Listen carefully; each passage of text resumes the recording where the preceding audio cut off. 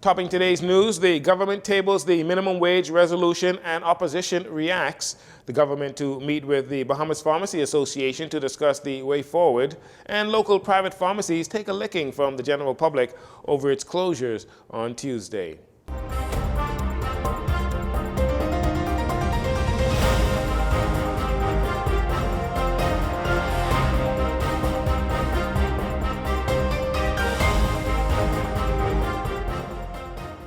Good evening, Bahamas. I'm Jarino Saunders. This is your JCN Evening News. It's a pleasure to have you join us. A global inflation crisis has led to prices rising faster than they have in 40 years. But the Davis administration is attempting to ease some of the burden for Bahamians. And while Minister of Finance, Prime Minister Philip Davis, says his government cannot prevent global events from having a local impact, what his government can do is stand in the gap and ease the burden of the Bahamian people. Prime Minister Davis tabled a resolution for the 2022 minimum wage increase in the House of Assembly this morning. And in debating the resolution, says it has been clear for a long time to anyone paying attention that the minimum wage was far too low. In raising the minimum wage and expanding price controls, my government is holding firm in protecting the interests of the Bahamian people.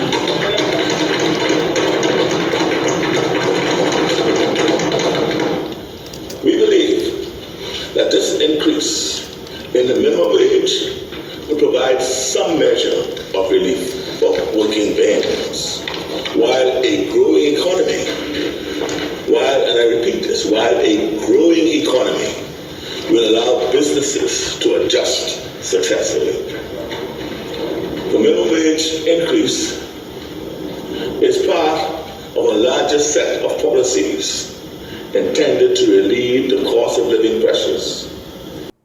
Other policies by the government include a reduced or eliminated customs duty on key items, including solar supplies and building supplies, historic investment in homegrown food, emphasis on affordable housing, and free Wi-Fi in parks across the Bahamas.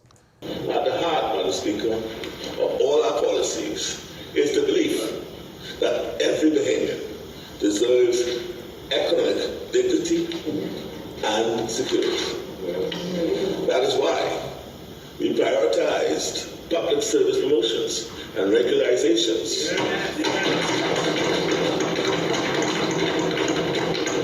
And labor agreements with unions, including teachers and nurses. That's why we provided relief grants to those who were particularly hit hard by the lockdowns. That's why we are investing in small businesses and in expanding education and training. That's why we are diversifying the economy to broaden and deepen opportunity. The Prime Minister says the goal is to create a new, more inclusive Bahamian economy, saying that while many Bahamians have achieved remarkable success, thousands more can and should join them, resulting in a stronger, more resilient Bahamas. Today in the House of Assembly, while tabling the minimum wage increase bill, Shadow Minister of Finance and Member of Parliament for East Grand Bahama, Kwesi Thompson, says that while the opposition fully supports the bill, the lack of action by the Davis administration has damaged any positive results that the public may see or feel with the increase. The PFP promised to phase in a livable wage in the Bahamas. Yes, sir. We have not seen a report on this. We have not seen a plan on this promise. The University of the Bahamas, in its report, stated that a livable wage, this is the University of the Bahamas' report, they stated that a livable wage in New Providence was $2,625 a month. And in Grand Bahama was $3,550 a month. The discussion countries and companies are having is about a livable wage, which is different from the minimum wage. Thompson challenges the government to do more for the Bahamian people, as he says the minimum wage has not kept up with the real cost of living and inflation.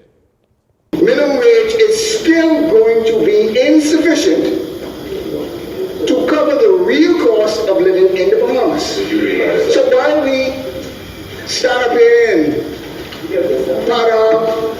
slam our hands on the table and we pat ourselves on the back, the reality is the minimum wage, even with the increase, still does not solve the problems with the cost of living and inflation in the Bahamas. That's right, Reese. That's right. Minimum wage employees, in most cases, still cannot afford a house or a mortgage. It is still difficult for a minimum wage employee to buy weekly groceries. Mr. Thompson says the government must listen to the people who will still lack necessities with the increase in the minimum wage. The government and the members of the Bahamas Pharmaceutical Association, BPA, were scheduled for a meeting today at 4 p.m. at the office of the Prime Minister to discuss the BPA's concerns regarding the new price control regulations that came into effect on Tuesday. Health and Wellness Minister Dr. Michael Dowell shared that information with parliamentarians this morning. Members of the BPA closed the doors to the pharmacies in objection to the decision by the Davis administration to implement new price control laws that would reduce their profit margins. President of the BPA, Shantia McBride, telling reporters on Tuesday that there was no consultation between them and the government, adding that at each stage of the process, the BPA has been disappointed, disrespected, and bamboozled. Prior to that meeting, Prime Minister Philip Davis touched on the issues while speaking in the House of Assembly. We are very mindful of pressures facing Bahamian businesses. Similarly, when we added diapers and more food items to our price control list, we are signaling to businesses that we expect the savings from reduced customs duties to be passed on to Bahamians. Business owners will still make a profit, just a little less than they would otherwise. We have listened to their concerns, and we have been flexible about some of the details. We will continue to review the impact of price controls on both consumers and businesses.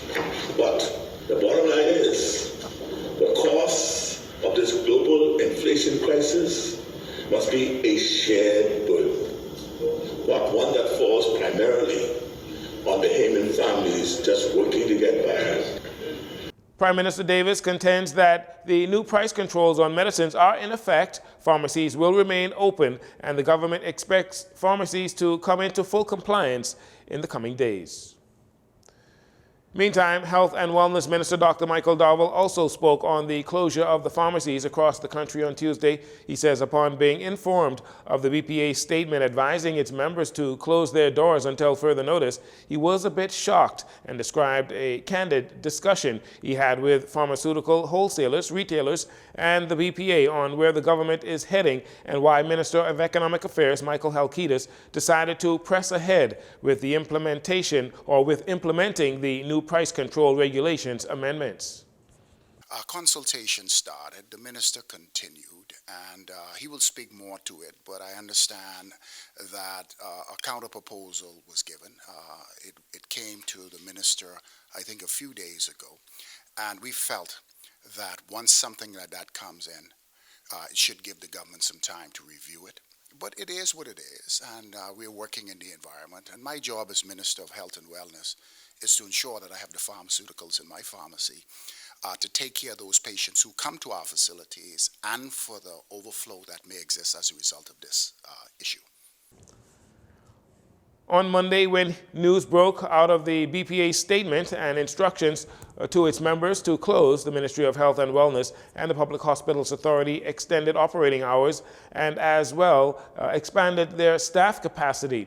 He expressed confidence that pharmacies at public clinics have the capability and the manpower to supply the demand from the public. Are definitely now in a mode where all of the key players are at the table in the Public Hospitals Authority and the Department of Public Health. We have means and ways how we can access medications out of the country. But as far as I am aware, the wholesalers are still operating, and there is some contractual agreements that we have with the Public Hospitals Authority that I believe is not in jeopardy. I believe most of this is at the private pharmacy level and not so much at the wholesalers. So we do have some contractual agreements that we believe that the wholesalers would adhere to. When asked if the government is prepared for any sudden influx of people needing pharmaceuticals, Minister Dowell says they have the capability to access additional inventory through contractual agreements and other avenues through the Pan American Health Organization. Well, what we have is we have our teams on the ground to make the assessment. We have a basic understanding based on our patient load, what is the required medication on a monthly basis, and from that we have calculated. Now, that means that we may have an additional percentage, and I think today and tomorrow we will be able to have a better understanding so that whatever purchase agreements we need to go into and who we need to consult outside of the country, and with those with our contractual agreements, we can do so very quickly. Minister Dowell reiterated that all of the government pharmacies and urgent care facilities are on alert and have extended their hours until things return to normal. While members of the Bahamas Pharmacy Association, BPA, were able to get what they wanted, a meeting with the Prime Minister to discuss their concerns about the new price control measures introduced by the government, the BPA took a beating from the general public as callers into local radio talk shows like Love 97's Issues of the Day, they are in support of the government's decision. I applaud this administration, the Prime Minister. I applaud them for making an effort in at least standing up and trying to make some allowances for the Bahamian people. I don't know how long this is going to be, but I hope that they will soon open their doors. Like some of the previous callers said, they make a whole lot of profit. And I applaud the government for stepping in and really making the difference. You know, both government, I must say, the F&M and PLB being good to them, they didn't allow no big company to come in to underprice them and stuff like that. The government was good to them. Many of the callers were also critical of the BPA and take issue with the alleged unfair high markups that pharmacies presumably place on prescription drugs and other forms of medication. It's greed. It is greed, pure and simple. I went to the supermarket the other day. I looked for a bottle of olive oil. It was $19 and some cents. I could get one that's 3 times the amount in ounces for just under $19 in the United States. If I bring that here and pay another $19, I still save a whole bundle of money. It is greed. I'm watching, and I think a lot of persons, watching what they did for Big Pharma, what they did was hard. It's horrible. You don't play with people's lives. Why do we, the Bahamian people, always have to be the ones to suffer to do our medications? One of my family members' medications cost in excess of $1,000. That's just one. One is $500 and something. You have to find the copay, even if you have insurance, to pay these people. They make hundreds of thousands of dollars. I just hope that they had an opportunity to listen to you today and open those doors first thing in the morning to hear the concerns of the Bahamian people and how angry they are with them for what they're doing. BPA President Shantia McBride said the owners decided to close their stores temporarily because they did not want to be in breach of the new law that was to begin enforcement on Tuesday, November 1st. Meanwhile, at least 2 of the callers recommended that the government play a bigger role in providing essential drugs and medications so as not to allow private sector pharmacies to put their knees on the throats of the public in such an essential health service. And finally, in this segment, in other news from the health front, Health and Wellness Minister Dr. Michael Dowell insisting that the proposed plans to outsource Princess Margaret Hospital patients to Doctors Hospital West is a temporary move, citing that PMH is in need of repairs. Dr. Dowell defended the move to reporters on Monday. But the hospital is in disrepair, and we need to renovate the hospital. When you speak about wards, we cannot renovate the hospital or wards with patients on the ward. It's definitely a no-no. And so we need to find a location where we can move our patients in the short term in order for us to complete the renovation exercise that we have to. We have been reaching out to the private sector to guide us and support us. We saw Doctors Hospital West as a perfect location where we can move individuals who will reside on female medical one, move them in a safe environment so our contractors can come in and do the necessary renovations that has been outstanding for years. We also have an elevator that is responsible for moving patients from the accident emergency to female medical one. The elevator is not operating properly, and the service elevator is now having difficulties. We need to move, and we need to move quickly. Dr. Dowell's response comes as consultant physicians in the Princess Margaret Hospital's Department of Internal Medicine opposes the plan, noting that there is no reason to justify transfer of patients through such a costly exercise. We'll take a break here. We'll be right back after these commercials.